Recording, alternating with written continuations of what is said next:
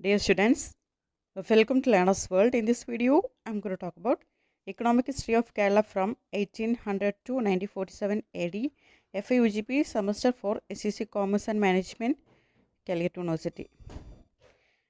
Summary of economic history of Kerala from 1800 to 1947 AD. 1800 മുതൽ 1947 വരെയുള്ള കേരളത്തിൻ്റെ സാമ്പത്തിക ചരിത്രമാണ് ഈ ഒരു വർക്കിൽ പറയുന്നത്.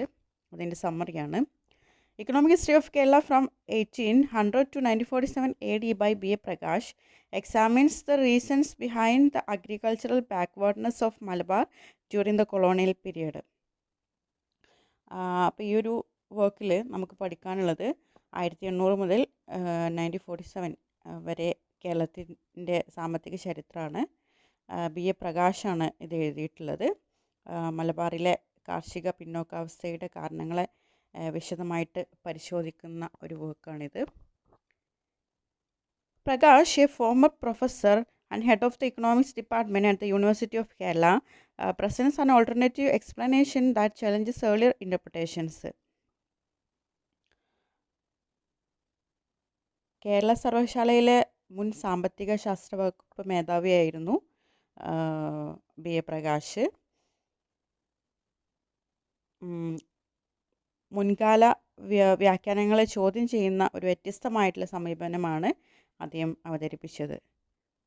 He particularly disagrees with the views of T.W. Shea, who had argued that internal social and economic barriers were mainly responsible for Malabar's underdevelopment.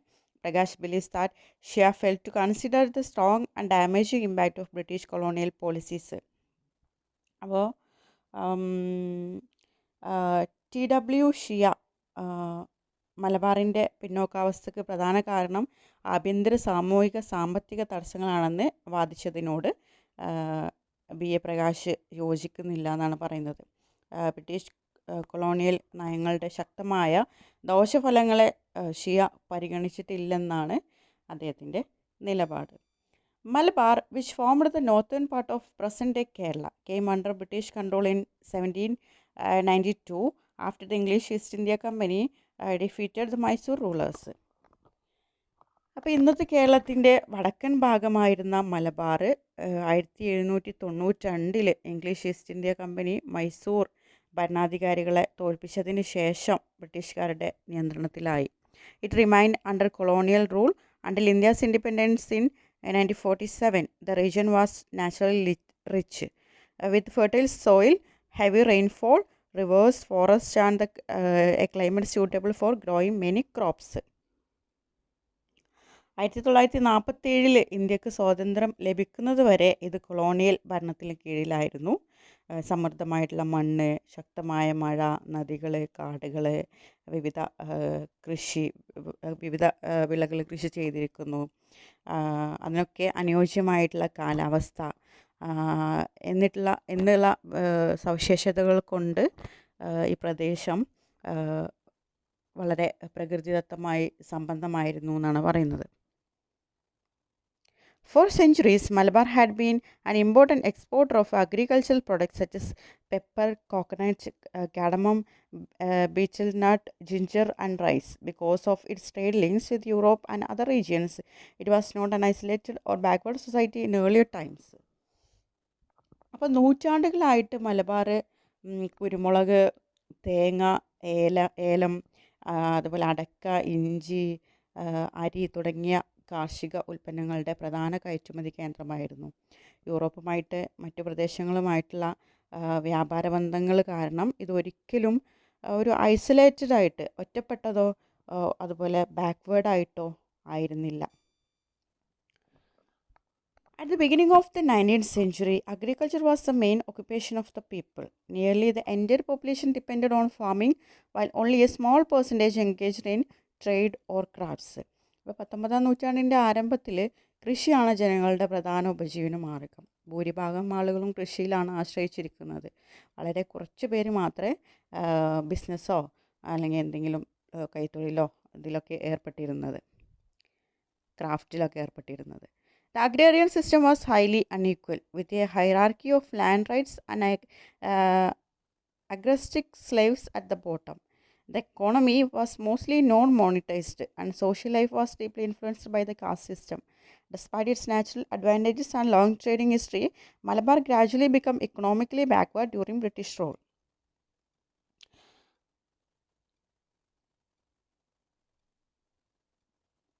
ഭൂമിയുടമസ്ഥതയിൽ വലിയ അസമത്വം നിലനിന്നിരുന്നു എന്നാണ് പറയുന്നത്. അടിമത്തത്തിൻ്റെ താഴ്ന്ന പദവിയിലുള്ളവർ വരെ ഉൾപ്പെട്ട ഒരു പടിവാതിൽ ഘടനയായിരുന്നു കാർഷിക സമ്പ്രദായം. ജാതി വ്യവസ്ഥ നിലനിന്നിരുന്നു.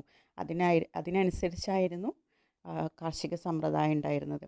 സമ്പദ് വ്യവസ്ഥ പ്രധാനമായും നാണയമില്ലാത്ത രീതിയിലായിരുന്നു. സാമൂഹിക ജീവിതം ജാതി വ്യവസ്ഥയുടെ ശക്തമായ സ്വാധീനത്തിലായിരുന്നു. According to Prakash,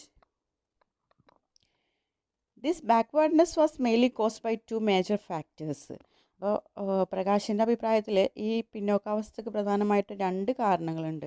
the first was the favourable and extractive policies of the British colonial government. ഒന്നാമത്തേത് എന്ന് പറയുന്നത് ബ്രിട്ടീഷ് കൊളോണിയൽ ഭരണത്തിൻ്റെ അനുകൂലമല്ലാത്തതും ചൂഷണപരവുമായിട്ടുള്ള നയങ്ങളാണ്. The British administration focused on revenue collection and the promotion of export crops rather than improving food protection for local people. അതായത് British administration കൂടുതലും focus ചെയ്തിരുന്നത് നികുതി ശേഖരണത്തിനും കയറ്റുമതിക്കൊക്കെ ആയിരുന്നു കൂടുതൽ ഫോക്കസ് ചെയ്തിരുന്നത്. അവിടുത്തെ പാവപ്പെട്ട ജനങ്ങൾക്ക് ഭക്ഷ്യ ഉൽപ്പാദനം മെച്ചപ്പെടുത്തുന്നതിൽ ശ്രദ്ധ കുറവായിരുന്നു. Agricultural development, industry and infrastructure were not properly modernized. Colonial policies encouraged plantation crops like pepper and later coffee, which were meant for export instead of strengthening food crop cultivation. As a result, local food security suffered. കുരുമുളക്, കാപ്പി ഇതൊക്കെ കയറ്റുമതി വിളകളായിട്ട് പ്രോത്സാഹിക്കപ്പെട്ടപ്പോൾ ഭക്ഷ്യവിളകളുടെ ഉൽപ്പാദനം ശക്തിപ്പെട്ടില്ല. ഇതിൻ്റെ ഫലമായിട്ട് ഭക്ഷ്യസുരക്ഷ ഇത് ബാധിക്കപ്പെട്ടു. അതായത് കൂടുതൽ കയറ്റുമതിക്കാണ് ഇമ്പോർട്ടൻസ് നൽകിയിരുന്നത്. കാപ്പിയും കുരുമുളകും ഒക്കെ കയറ്റുമതി ചെയ്തിരുന്നു, അരിയൊക്കെ കയറ്റുമതി ചെയ്തിരുന്നു. അപ്പോൾ അവിടെയുള്ള ലോക്കൽ പീപ്പിളിൻ്റെ ഭക്ഷ്യസുരക്ഷയ്ക്ക് ഇമ്പോർട്ടൻസ് നൽകിയിരുന്നില്ല. Pepper, once known as the black gold of Malabar, had been the region's most important export product. Pepper, കുരുമുളക് എന്ന് പറയുന്നത് കറുത്ത സ്വർണം എന്ന് ആണ് ഒരിക്കൽ ഇത് മലബാറിൻ്റെ പ്രധാന കയറ്റുമതി വിളയായിരുന്നു. പെപ്പർ എന്ന് പറയുന്നത് ബ്ലാക്ക് ഗോൾഡ്, കറുത്ത സ്വർണം എന്നാണ് അറിയപ്പെടുന്നത്. മലബാറിൻ്റെ കയറ്റുമതിയിൽ ഇമ്പോർട്ടൻ്റ് ആയിട്ടുള്ള ഒന്നായിരുന്നു pepper. However, by the 1830s, Malabar lost its dominant position due to competition from Dutch plantations in Sumatra and the spread of diseases affecting pepper plants. അങ്ങനെ 1830 സുമത്രയിലെ ഡച്ച് തോട്ടങ്ങളുടെ കോമ്പറ്റീഷൻ കോമ്പറ്റീഷനും അതോടൊപ്പം തന്നെ ഈ കുരുമുളകിന് ഒരു പ്രത്യേക രോഗം ബാധിച്ചതൊക്കെ കാരണം അതിൻ്റെ ഇമ്പോർട്ടൻസ് കുറഞ്ഞു, അത് കയറ്റുമതി ചെയ്യുന്നതൊക്കെ കുറഞ്ഞു എന്നാണ് പറയുന്നത്. Coffee was introduced in the 1820s and became an important export crop by the 1870s, replacing pepper in importance. അങ്ങനെ 1820കളിൽ കാപ്പി ആയിരുന്നു 1870കളോടെ പ്രധാന കയറ്റുമതി വിളയായിട്ട് മാറിയത് എന്നാണ് പറയുന്നത്, പെപ്പറിന് പകരമായിട്ട്. ഈ വിളകൾ വ്യാപാരികൾക്കും അതുപോലെ കൊളോണിയൽ ഭരണകൂടത്തിനൊക്കെ വരുമാനം നൽകിയെങ്കിലും സാധാരണ കർഷകരുടെ ജീവിത നിലവാരം മെച്ചപ്പെടുത്താൻ സാധിച്ചിട്ടില്ല.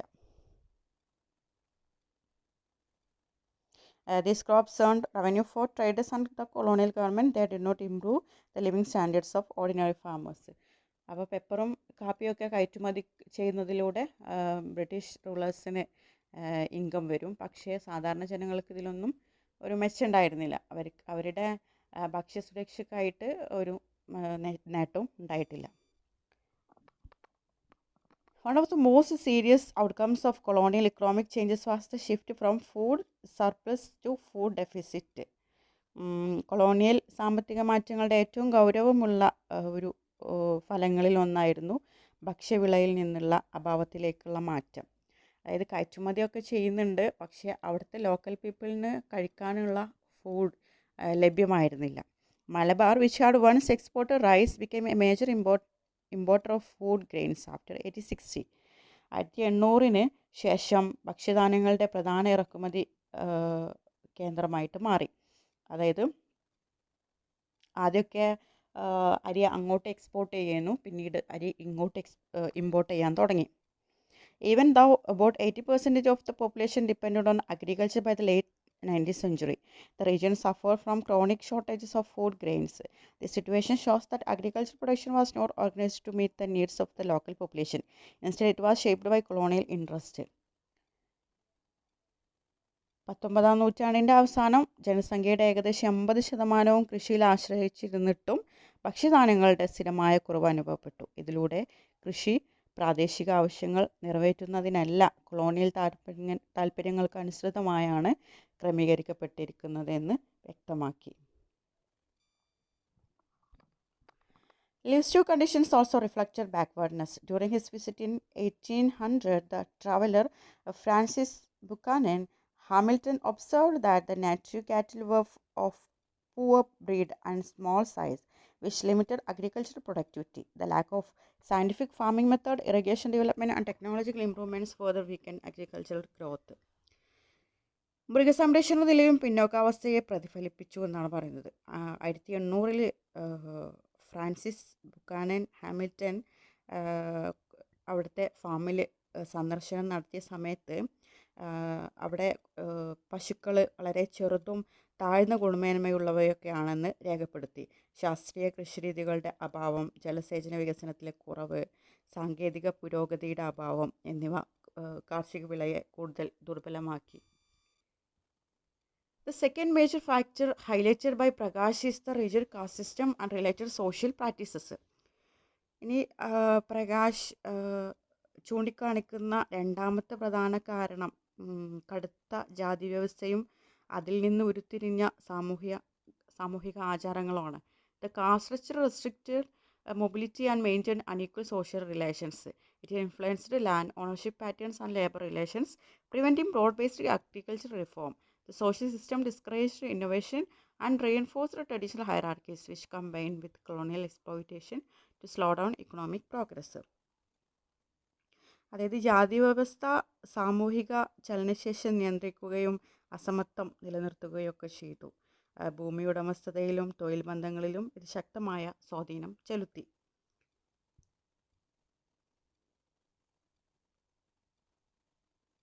ഈ ഒരു ജാതി വ്യവസ്ഥയ്ക്കുള്ള സാമൂഹിക ഘടന കൊളോണിയൽ ചൂഷണത്തോടൊപ്പം ചേർന്ന് സാമ്പത്തിക പുരോഗതിയെ മന്ദഗതിയിലാക്കി എന്നാണ് പറയുന്നത്.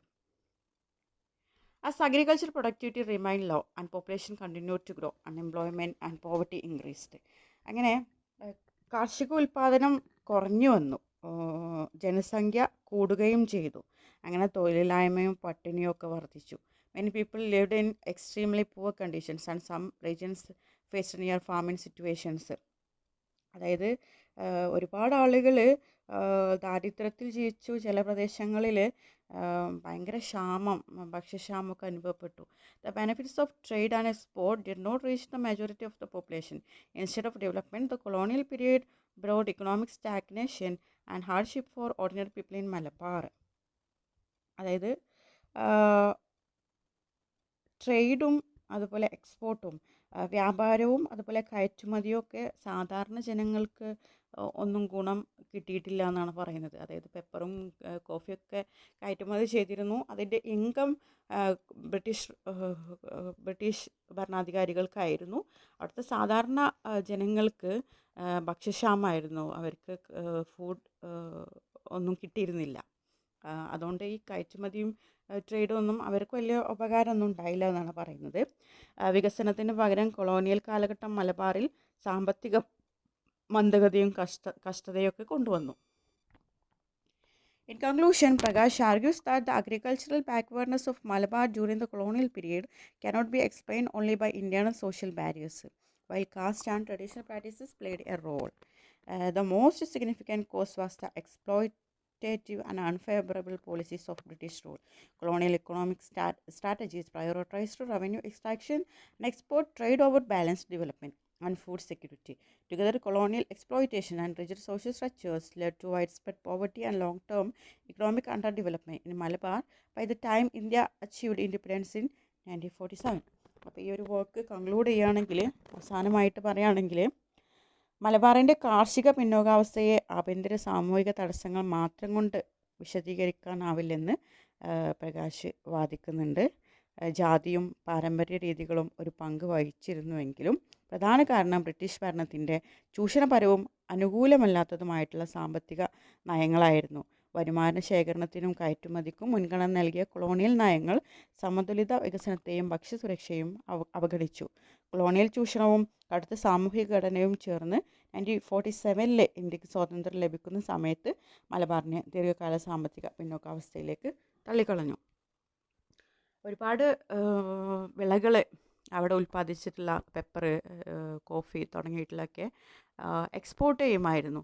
അതിൽ ഒരുപാട് വരുമാനം ഉണ്ടായിരുന്നു. അതൊക്കെ ബ്രിട്ടീഷ് റൂളിനായിരുന്നു. അവിടെയുള്ള സാധാരണ ജനങ്ങൾക്ക് ഇതുകൊണ്ട് ഒരു ഉപകാരവും ഉണ്ടായിട്ടില്ല. അതുപോലെ അവർക്കൊരു പുരോഗതിയും ഇതുമൂലം ഉണ്ടായിട്ടില്ല. ഇതൊക്കെ അവരെ പട്ടിണിയിലേക്ക് തള്ളിവിടുകയാണ് ചെയ്തിട്ടുള്ളത്. അതുപോലെ ജാതി വ്യവസ്ഥ നിലനിന്നിരുന്നു. അതുമൂലം ഉണ്ടായിട്ടുള്ള പ്രശ്നങ്ങളും അവരെ ബാക്ക്വേർഡിലേക്ക് തള്ളിവിട്ടു എന്നാണ് പറയുന്നത്. പിന്നോക്കാവസ്ഥയിലേക്ക് തള്ളിക്കളഞ്ഞു. Okay, thank you.